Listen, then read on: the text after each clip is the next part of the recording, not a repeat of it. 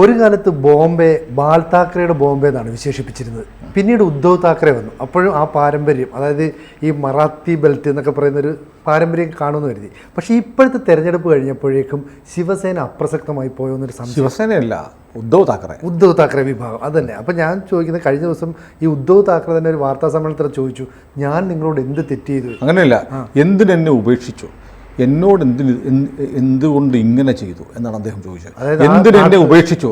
മഹാരാഷ്ട്രയിലെ ജനങ്ങളോട് അദ്ദേഹം ചോദിക്കുകയാണെങ്കിൽ എന്തിന് എന്നെ ഉപേക്ഷിച്ചു. നമുക്ക് തോന്നും വല്ല വൈകാരികമായ ഒരു ചോദ്യമായിരിക്കും. അത് ഒരു നമ്പർ ഇട്ടതാണെന്ന് തോന്നും. പക്ഷെ നമ്പർ ഇട്ടാൽ അതിന് റെസ്പോണ്ട് ചെയ്യാനുള്ള അവസരം ജനത്തിനില്ല. ജനം പ്രതികരിച്ചു കഴിഞ്ഞു.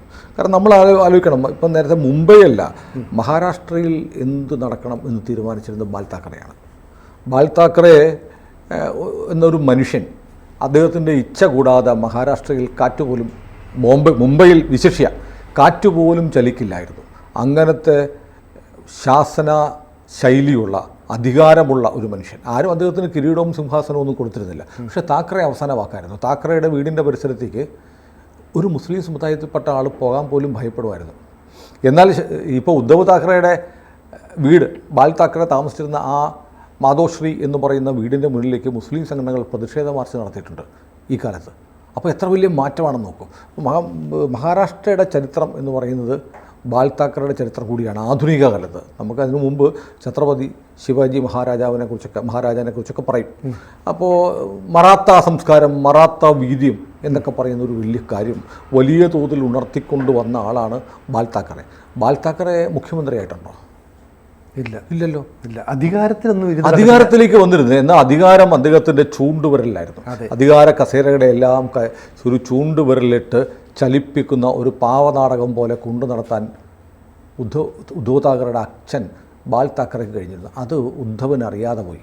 ഉദ്ധവനെ സംബന്ധിച്ച് നേരിട്ട് അധികാരത്തിലേക്ക് എത്തണം എന്നുള്ള ഒരു മോഹം വന്നു ചേർന്നതിൻ്റെ ഫലമാണ് ഇപ്പോൾ ഉദ്ധവൻ അനുഭവിക്കുന്നത്. നമ്മൾ കേട്ടിട്ടുണ്ടോ മുംബൈ തുറമുഖം? മുംബൈ തുറമുഖം എന്ന് പറയുന്നത് മഹാരാഷ്ട്രയിൽ വലിയ ശക്തിയുള്ള രാഷ്ട്രീയ പാർട്ടിയൊന്നും അല്ല, കമ്മ്യൂണിസ്റ്റ് പാർട്ടി. പക്ഷേ മുംബൈ തുറമുഖം അവരുടെ കയ്യിലായിരുന്നു. Trade union. ബാൽ താക്കറെ എന്ന് പറയുന്ന മനുഷ്യൻ്റെ മഹാരാഷ്ട്രയിലെ ഇടപെടലുകൾ ആരംഭിക്കുന്നത് മുംബൈ തുറമുഖത്തിലെ കമ്മ്യൂണിസ്റ്റ് ട്രേഡ് യൂണിയൻ ഗുണ്ടായിസം അവസാനിപ്പിച്ചുകൊണ്ടായിരുന്നു. അത്ര ശക്തം. ആ ട്രേഡ് യൂണിയനെ, കമ്മ്യൂണിസ്റ്റ് ട്രേഡ് യൂണിയൻ സംവിധാനത്തെ മുംബൈ പോർട്ടിൽ ബാൽ താക്കറെ തകർത്തു എന്നതാണ് ഇന്നത്തെ മഹാരാഷ്ട്രയുടെ അല്ലെങ്കിൽ ഇന്നത്തെ മുംബൈയുടെ പുതിയ മുഖം ഉണ്ടാവാൻ കാരണമെന്ന് പറഞ്ഞാൽ അത് ലിറ്ററലി അക്ഷരം പ്രതി ശരിയാണ്. കാരണം മുംബൈ പോർട്ട് ഭരിച്ചിരുന്നത് ആരാണ്? കമ്മ്യൂണിസ്റ്റ് ട്രേഡ് യൂണിയനല്ല, CITU അല്ല, AITUC ആയിരുന്നു വലിയ യൂണിയൻ. CITU ഉണ്ടെന്നേ ഉള്ളൂ. അപ്പോൾ രണ്ട് കമ്മ്യൂണിസ്റ്റ് പാർട്ടികളിലെ AITUCയും CITU ഉൾപ്പെടെയുള്ള യൂണിയനുകളുടെ ശാസനയ്ക്കപ്പുറത്ത് മുംബൈ പോർട്ടിൽ നിന്ന് നടക്കില്ലായിരുന്നു. നോക്കൂ, മഹാരാഷ്ട്ര, മുംബൈ എന്ന് പറയുന്നത് ഇന്ത്യയുടെ വാണിജ്യ തലസ്ഥാനമായിരുന്നു. അതിൻ്റെ ഏറ്റവും വലിയ ഹൃദയം എന്ന് പറയുന്നത് മുംബൈ തുറമുഖമായിരുന്നു. മുംബൈ തുറമുഖം ഭരിച്ചാൽ മുംബൈ ഭരിക്കുന്നത് പോലെയായിരുന്നു. അവിടെ കമ്മ്യൂണിസ്റ്റ് പാർട്ടി തീരുമാനിക്കുന്നതിനപ്പുറത്തൊന്നും നടക്കാതെ മുംബൈ തുറമുഖമാകെ മുരടിച്ച് നിന്നപ്പോഴാണ് ഇവരെ എടുത്ത് തോട്ടിക്കളയുന്ന തരത്തിലുള്ള ഇടപെടലുകളുമായി ബാൽ താക്കറെ വരുന്നത്. പക്ഷേ അതിനുശേഷം മുംബൈ തുറമുഖം അടിമുടി മാറി. ലോകത്തിലെ ഏറ്റവും മികച്ച തുറമുഖമായി മുംബൈ മാറി. നമ്മൾ കേരളത്തിൽ കേട്ടിട്ടില്ലേ? കേരളത്തിൽ പൂട്ടിപ്പോയ പ്രധാനപ്പെട്ട കമ്പനികൾ എത്രയുണ്ട്? കമ്മ്യൂണിസ്റ്റ് പാർട്ടിയുടെ, CPMൻ്റെയും CPIയുടെയും ട്രേഡ് യൂണിയനിസം കൊണ്ട് പൂട്ടിപ്പോയ കമ്പനികളുടെ പട്ടിക എടുത്താൽ 100 കണക്കിന് വരും, അല്ലേ? ചെറുതും വലുതുമായ സ്ഥാപനങ്ങൾ. കാരണം ട്രേഡ് യൂണിയൻ എന്ന് പറയുന്നത് ഒരു മസിൽ പവർ കാണിക്കുന്ന ഒരു ഗുണ്ടായിസമാണ് എന്ന് ധരിച്ചു വെച്ചിരുന്ന ഒരു പാർട്ടി. ഇപ്പോഴും ചില മാറ്റമൊക്കെ വന്നിട്ടുണ്ട്. കാരണം ഗതികേടുകൊണ്ട് ജനം കയറി മേയും പഴയ ഗുണ്ടായിസം കൊണ്ടുവന്നാൽ.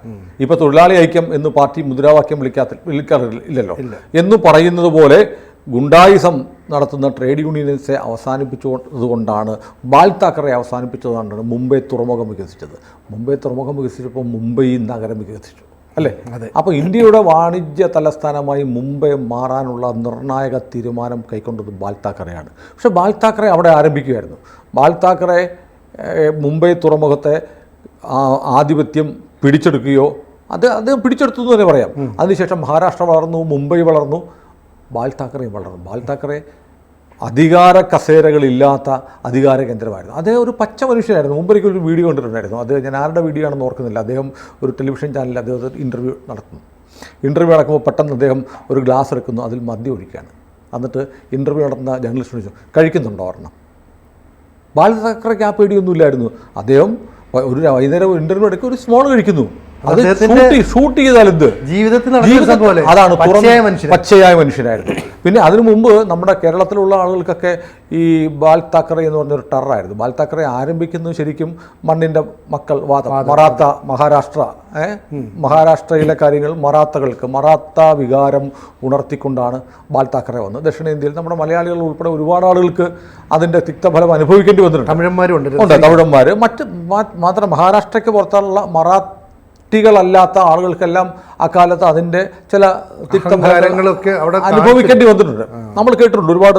പക്ഷേ ഒരു 10-50 വർഷം മുമ്പ് മുംബൈയിൽ ജീവിച്ച ആളുകൾക്കൊക്കെ അത്തരം കഥകളും പറയാനുണ്ടാകും. പക്ഷേ അതുകൊണ്ട് ഒരു വല്ലാത്ത റിഫോം വന്നു ആർക്ക്? ബാൽ താക്കറെക്ക്. അദ്ദേഹം വന്നിട്ട് പിന്നീട് ഈ 93 മുംബൈയിൽ ഭയങ്കര സ്ഫോടന പരമ്പര ഉണ്ടായി. മുംബൈ നഗരത്തെ ആകെ ഉറപ്പിച്ചുകൊണ്ട് ഇസ്ലാമിക തീവ്രവാദികൾ നടത്തിയ സ്ഫോടന പരമ്പരകൾ വന്നപ്പോൾ അവിടെ ഇസ്ലാമിക് ടെററിസത്തിനെതിരെ അതിശക്തമായ നിലപാടെടുത്തത് ബാൽ താക്കറെയാണ്. അതോടുകൂടി മണ്ണിൻ്റെ മക്കൾ വാദം മറാഠികൾക്കും വേണ്ടി മാത്രം നിൽക്കുന്ന ബാൽ താക്കറെ ഹിന്ദു സംരക്ഷകനായിട്ട് മാറി. ഹിന്ദുക്കളുടെ അവസാന വാക്കായി ബാൽ താക്കറെ മുംബൈയിൽ വളർന്നു. ഒരുപക്ഷെ നമ്മൾ ഈ ഹിന്ദു വീരത്തിൻ്റെയൊക്കെ അവസാന വാക്ക് അല്ലെങ്കിൽ ഹിന്ദു അഭിമാനം, സ്വാഭിമാനത്തിൻ്റെയൊക്കെ പ്രതീകമായി കാണുന്നത് മഹാരാജ ശിവാജിയാണ്, അല്ലേ? ഛത്രപതി ശിവജിയാണ് കാണുന്നത്. ശിവജിക്ക് ശേഷം മുംബൈയിൽ നിന്ന് അതുപോലെ ഹിന്ദുത്വത്തിന് വേണ്ടി ഹിന്ദുത്വത്തിൻ്റെ രക്ഷയ്ക്ക് വേണ്ടി വിട്ടുവീഴ്ചയില്ലാത്ത നിലപാടുകളെടുത്ത ആരെങ്കിലും ഉണ്ടോ എന്ന് ചോദിച്ചാൽ അത് ബാൽ താക്കറെ അല്ലാതെ. അന്ന് ബാൽ താക്കറയുടെ നിലപാടുകൾക്ക് കല്ലേ പിളർക്കുന്നതാണ്, അല്ലേ? കല്ലേ പിളർക്കുന്ന ബാൽ താക്കറയുടെ ഇച്ഛക്കനുസരിച്ച് നേരത്തെ ആദ്യം പറഞ്ഞ പോലെ കാറ്റ് പോലും ചലിക്കില്ലായിരുന്നു. ആര് ഭരിക്കണം എന്ന് തീരുമാനിക്കുന്നു ബാൽ താക്കറെയാണ്. ബാൽ താക്കറെ അദ്ദേഹത്തിന് അധികാരത്തോട് താല്പര്യമില്ല. അദ്ദേഹം ഒരു തെരഞ്ഞെടുപ്പ് പഞ്ചായത്ത് കോർപ്പറേഷൻ ഇലക്ഷൻ പോലും മത്സരിക്കാൻ പോയില്ല. മുംബൈ മേയറായില്ല, മഹാരാഷ്ട്ര മുഖ്യമന്ത്രിയായില്ല. എന്തും ആകാമായിരുന്നു. അദ്ദേഹം വിചാരിച്ചാൽ എന്തും അദ്ദേഹത്തിൻ്റെ സവിധത്തിൽ വെള്ളിത്താലത്തിലോ സ്വർണ്ണത്താലത്തിലോ കൊണ്ട് വെക്കുമായിരുന്നു, അല്ലെങ്കിൽ അദ്ദേഹത്തിന് പിടിച്ചെടുക്കാമായിരുന്നു. അദ്ദേഹം വിചാരിച്ചാൽ നടക്കാത്ത, നമ്മൾ ഇന്നത്തെ തലമുറയ്ക്ക് ചിലപ്പോൾ വിശ്വസിക്കാൻ തോന്നില്ല, അധികാരമില്ലാത്ത ഒരാൾ, ഒരു അധികാരമില്ലാത്ത ഒരാൾ വിചാരിച്ചാൽ മുംബൈ പോലുള്ള മഹാനഗരത്തിൽ എന്തും നടക്കുമായിരുന്നു പറഞ്ഞാൽ അത് റോക്കി ബായി ആണോ എന്നൊക്കെ ചോദിക്കും. പക്ഷേ അങ്ങനെ ഒരു മനുഷ്യൻ ജീവിച്ചിരുന്നു. ഒരു നല്ല കാർട്ടൂണിസ്റ്റും ആയിരുന്നു, അല്ലേ? കാർട്ടൂണിസ്റ്റായിരുന്നു, തുറന്ന മനുഷ്യനായിരുന്നു. അപ്പം ഞാൻ പറഞ്ഞില്ലേ, ഒരു TV ഷോയിൽ ഇരുന്നിട്ട് ഒരു സ്മോൾ കഴിക്കാൻ ക്യാമറയ്ക്ക് മുന്നിൽ ക്യാമറ ഓഫ് ചെയ്യുക അല്ലെങ്കിൽ ഓഫ് ദ റെക്കോർഡ് എന്ന് പറയുന്നത് അതൊന്നും അല്ലായിരുന്നു ബാൽ താക്കറെ. ബാൽ താക്കറെ എന്താണോ നമ്മൾ അത് അദ്ദേഹം എന്തായിരുന്നു അതാണ് നമ്മൾ കാണുന്നത്. അദ്ദേഹത്തിന് പുറത്തൊന്ന് അകത്തൊന്ന് ഇല്ലായിരുന്നു. അപ്പോൾ ഏതായാലും പറയുന്നത് ബാൽ താക്കറെ ഈ ശിവാജിക്ക് ശേഷം, ശിവജി മഹാരാജയ്ക്ക് ശേഷം ഹിന്ദു ഹൃദയ സമ്രാട്ട് എന്ന് രണ്ടാം വിളിപ്പേര് വന്നത് ഒരേ ഒരു മനുഷ്യനാണ്. നരേന്ദ്രമോദിയൊക്കെ നമ്മളിപ്പോൾ ചിലപ്പം ചില ആളുകളൊക്കെ ഹിന്ദു ഹൃദയ സമ്രാട്ട് എന്നൊക്കെ വിളിക്കാറുണ്ടെങ്കിലും ഹിന്ദു ഹൃദയ സമ്രാട്ട് എന്ന് ജനം അക്ഷരാർത്ഥത്തിൽ നെഞ്ചേറ്റി വിളിച്ചത് രണ്ടുപേരെയാണ്. ഒന്ന് മഹാരാജ ശിവജിയും രണ്ടാമത് ബാൽ താക്കറെയായിരുന്നു. അങ്ങനെയാണ് ബാൽ താക്കറെ. ആ ബാൽ താക്കറയുടെ മകനായിട്ടാണ്. പക്ഷേ ബാൽ താക്കറയുടെ അവസാന കാലം മുതൽ തന്നെ പാർട്ടിക്കകത്ത് ചില അധികാര തർക്കമൊക്കെ ഉണ്ടാകും. നമ്മൾ ശിവസേന എന്നൊക്കെ പറയുമ്പോൾ നമ്മൾ ഓർക്കുന്നത് എന്താ? ശിവസേന എന്ന് പറഞ്ഞാൽ ശിവൻ്റെ സൈനികർ എന്നാണ് പൊതുവെ വരുന്നത്. അങ്ങനെയല്ല, ശിവസേന ശിവജിയുടെ സൈനികൻ എന്നാണ്. അല്ലാതെ ശ്രീ പരമേശ്വരൻ്റെ സേന, ശിവൻ്റെ സേന എന്നല്ല ഉദ്ദേശിക്കുന്നത്. ശിവജിയുടെ സൈനികർ എന്നാണ്. അതാണ് നമ്മൾ ഈ രാഷ്ട്രീയത്തിൽ ഏറ്റവും കൂടുതൽ ശ്രദ്ധിക്കുന്നത്. ശിവജിയുടെ സൈനികർ എന്തിനു വേണ്ടിയിട്ടാണ്? ഹിന്ദു സ്വാഭിമാനത്തിന് വേണ്ടിയിട്ടാണ് നിലകൊണ്ടിട്ടുള്ളത്, അല്ലേ? ഹിന്ദുത്വത്തിൻ്റെ പ്രതീകമായിരുന്നു ശിവജി. അതുകൊണ്ട് തന്നെയാണ് ഇവിടുത്തെ കമ്മ്യൂണിസ്റ്റുകാർക്കും കോൺഗ്രസ്സുകാർക്കും ശിവജിയുടെ ചിത്രം പോലും സ്വീകാര്യമല്ലാത്ത. മഹാരാഷ്ട്രയിൽ കോൺഗ്രസിൻ്റെ ഒരു പരിപാടി പങ്കെടുക്കുമ്പോൾ രാഹുൽ ഗാന്ധിക്ക് ഛത്രപതി ശിവജിയുടെ ചിത്രമുള്ള ഒരു മെമൻറ്റോ കൊടുത്തു. രാഹുൽ ഗാന്ധി വാങ്ങിയില്ല. അതിൻ്റെ വീഡിയോ വൈറലാണ്. വീഡിയോ എപ്പോഴും ഉണ്ട്, യൂട്യൂബിലുണ്ട്. അപ്പോൾ എന്തുകൊണ്ടാണ് രാഹുൽ ഗാന്ധി ശിവജിയുടെ ചിത്രമുള്ള ഒരു മെമൻറ്റോ മുംബൈയിൽ നടന്ന മഹാരാഷ്ട്രയിൽ തെരഞ്ഞെടുപ്പിന് തൊട്ടു മുമ്പ് ഏതാനും മാസങ്ങൾക്ക് മുമ്പ് ഒരു ചടങ്ങിൽ, പൊതു ചടങ്ങിൽ വെച്ച് സ്വീകരിക്കാതിരുന്നതെന്ന് പറഞ്ഞാൽ അത് മുസ്ലിം വോട്ടർമാർക്ക് ഇഷ്ടപ്പെടത്തില്ല. കാരണം ഇസ്ലാമിക വോട്ട് രാഷ്ട്രീയം, അതെ, ഇസ്ലാമിക സാമ്രാജ്യത്തിനെതിരെയാണ് ശിവജി പൊരുതിയത്. അദ്ദേഹത്തെ ചതിച്ചു കൊല്ലാൻ നോക്കിയപ്പോൾ അതിലും വലിയ വിദഗ്ധമായ മറു പ്രതിരോധം കൊണ്ട് നേരിട്ട് തോൽപ്പിച്ച ആളാണ് ശിവജി. അപ്പോൾ ശിവജിയെ സംബന്ധിച്ച് ശിവജിയും സാമ്പാജിയും അടക്കമുള്ള നമുക്കറിയാമല്ലോ, അത്തരം മറാത്ത വീരന്മാരുടെ കഥകളൊക്കെ നമ്മൾ കേട്ടിട്ടുണ്ട്. ഇന്നത്തെ തലമുറ പഠിപ്പിക്കുന്നില്ലായിരിക്കാം. പക്ഷെ അങ്ങനെ നിന്ന ആളാണ് ബാൽ താക്കറെ. ഈ സാധാരണക്കാരായ ജനങ്ങൾക്ക് ചെന്ന് ഡിപ്പെൻഡ് ചെയ്ത് സംസാരിക്കാൻ പറ്റുമായിരുന്നു അല്ലേ? അതെ, അതായിരുന്നു ഏറ്റവും വലിയ അതാണ്. അത് മാത്രമല്ല, ഞാൻ പറഞ്ഞ ആദരണം മാറി നിൽക്കട്ടെ, ഒരുപക്ഷെ ഉദ്ധവ് താക്കറെയും ആൾക്ക് കാണാമായിരിക്കാം, എനിക്കറിയില്ല. പക്ഷെ ഞാൻ ചോദിക്കുന്നത്, അപ്പം ഹിന്ദുത്വ നിലപാടുകളിൽ വെള്ളം ചേർക്കാൻ ഒരിക്കലും ബാൽ താക്കറെ തയ്യാറായിട്ടില്ല. അതിലൂടെയാണ് ശിവസൈനികരും നിന്നിരുന്നത്. ശിവസൈനികരുടെ നിലപാട് അതായിരുന്നു. എന്താ സംഭവിച്ചത്? എന്തുകൊണ്ടാണ് ഉദ്ധവ് BJP മുന്നണി വിട്ടുപോയി? BJPയും ഉദ്ധവ് താക്കറെയും ചേർന്നിട്ട് ശിവസേനയും ചേർന്നിട്ട്, ശിവസേന ഒന്നേ ഉള്ളൂ, ഒരുമിച്ച് തെരഞ്ഞെടുപ്പിൽ മത്സരിക്കുന്നു. ഒരുമിച്ച് മത്സരിച്ച് രണ്ടുപേർക്കും ഭൂരിപക്ഷം കിട്ടുന്നു. ഭൂരിപക്ഷം സീറ്റുകൾ BJPക്കാണ്. സ്വാഭാവികമായും മുഖ്യമന്ത്രി സ്ഥാനത്തിൻ്റെ ക്ലെയിം അവർക്കാണ്. അതെ. പക്ഷേ തനിക്ക് മുഖ്യമന്ത്രിയാവണം എന്നുള്ള ഒറ്റ ആഗ്രഹം കൊണ്ട് ജനങ്ങൾ BJP ശിവസേന മുന്നണിയെ ഒരുമിച്ച് അധികാരത്തിലേക്ക് എത്തിക്കുന്നു. പക്ഷേ ആ മുന്നണിയെ ചതിച്ചിട്ട് ഉദ്ധവ് എന്ത് ചെയ്തു? ശിവസേനയും കൂട്ടി NCP കോൺഗ്രസ് മുന്നണിയിലേക്ക് പോകുന്നു. അത് നല്ല തന്തയ്ക്ക് പിറന്ന സ്വഭാവമായിരുന്നു. പ്രത്യേകിച്ച് ബാൽ താക്കറയുടെ മകൻ ചെയ്യാൻ പാടില്ലാത്തതായിരുന്നു. കാരണം ഹിന്ദു വിരുദ്ധ നിലപാടുകൾ എടുക്കുന്ന പാർട്ടിയാണ് കോൺഗ്രസും NCPയും. ആ പാർട്ടിയോടൊപ്പം പോകുന്നു. എങ്ങനെ? തെരഞ്ഞെടുപ്പിൽ BJP സേനാ സഖ്യത്തിന് അനുകൂലമായി ജനം വിധി എഴുതിയതിന് ശേഷം അതാരും മിണ്ടുന്നില്ല. അത് ജനവിധിയെ അട്ടിമറിച്ചുകൊണ്ട്, ജനഹിതത്തെ അട്ടിമറിച്ചുകൊണ്ട്, ഹിന്ദു വികാരത്തിന് അനുകൂലമായ കിട്ടിയ വോട്ടുകളെ വഞ്ചിച്ചുകൊണ്ട്, വോട്ടർമാരെ വഞ്ചിച്ചുകൊണ്ടാണ് ഉദ്ധവ് അപ്പുറത്ത് പോയി മന്ത്രിസഭ ഉണ്ടാക്കി മുഖ്യമന്ത്രിയാക്കിയത്. അതോടെ ഈ ഇസ്ലാമികവാദികളും കോൺഗ്രസും NCPയും കരുതിയത് ശിവസേന എന്ന പാർട്ടിയെ ഉന്മൂലനം ചെയ്യുക എന്നുള്ളത് തന്നെയായിരുന്നു. കാരണം ശിവസേന ബാൽ താക്കറയുടെ കാലം മുതൽ എടുത്തു വന്നിരുന്ന ഹിന്ദുത്വ നിലപാടിൽ വെള്ളം ചേർത്തു. ഉദ്ധവ് താക്കറയുടെ പല്ല് പറിക്കുകയായിരുന്നു. അവരുടെ ഭാഷയിൽ പറഞ്ഞ വിഷപ്പല്ല്. ഏത് വിഷപ്പല്ല? ഹിന്ദുത്വം എന്ന വിഷപ്പല്ല് പറിക്കുകയായിരുന്നു. അങ്ങനെ വന്ന് പച്ചക്കൊടി കണ്ട സല്യൂട്ട് അടിക്കുന്ന ഉദ്ധവ് താക്കറെ നമ്മൾ കണ്ടു. ഒരു കാരണവശാലും വഖഫ് നിയമ ഭേദഗതി പാസ്സാക്കാൻ തങ്ങൾ സമ്മതിക്കില്ല എന്ന് പറയുന്നൊരു ഉദ്ധവനെ നമ്മൾ കണ്ടു.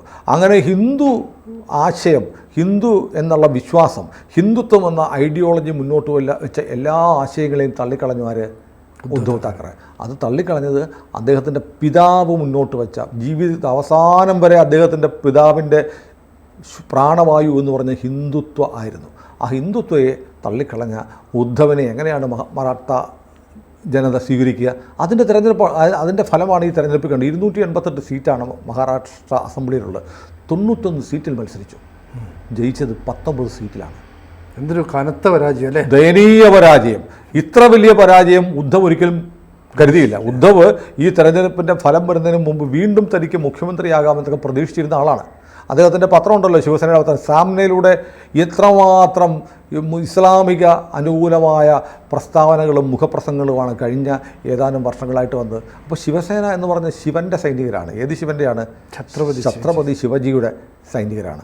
ആ സൈനികരെയാകെ ഒറ്റുകൊടുത്ത് അവരെ ഇസ്ലാമിക പാളയത്തിൽ കൊണ്ട് പണയം വെച്ച മനുഷ്യൻ സ്വാഭാവികമായ കാവ്യനീതി പോലെയുള്ള അടി കിട്ടിയിട്ട് വിലപിക്കുകയാണ്. എന്തിനെന്നെ ഉപേക്ഷിച്ചു? എന്തിന് എന്നോടിത് ചെയ്തു? തിരിച്ചറിയുന്നുണ്ടല്ലേ? അറിയുന്നില്ല എന്ന് ഭാവിക്കുന്നത്. അത് ഇപ്പോഴും മനസ്സിലാവുന്നത് എന്നോട് എന്തിനിത് ചെയ്തു. അദ്ദേഹം കരുതിയത് ബാൽ താക്കറയുടെ പിതാവാണ്, ബാൽ താക്കറയുടെ മകനാണ്, തൻ്റെ പിതാവ് ബാൽ താക്കറെയാണെന്നുള്ള ഒറ്റ കാരണം കൊണ്ട് എക്കാലത്തും മറാത്ത ജനത തൻ്റെ നെഞ്ചേറ്റും. ഇല്ല, അവർ ബാൽ താക്കറയെ സ്നേഹിച്ചത് അദ്ദേഹം ഹിന്ദു സംരക്ഷകനായതുകൊണ്ടാണ്.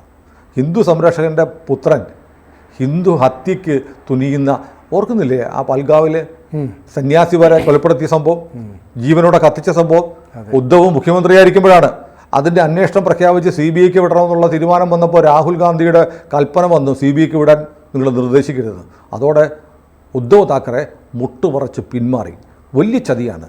പക്ഷേ അതിന് ഹിന്ദു ഹൃദയ സാമ്രാട്ടിൻ്റെ മകൻ ഇസ്ലാമിക പാളയത്തിലേക്ക് പോയാൽ ജനങ്ങൾ ശിക്ഷിക്കും, തവിടുപൊടിയാക്കും.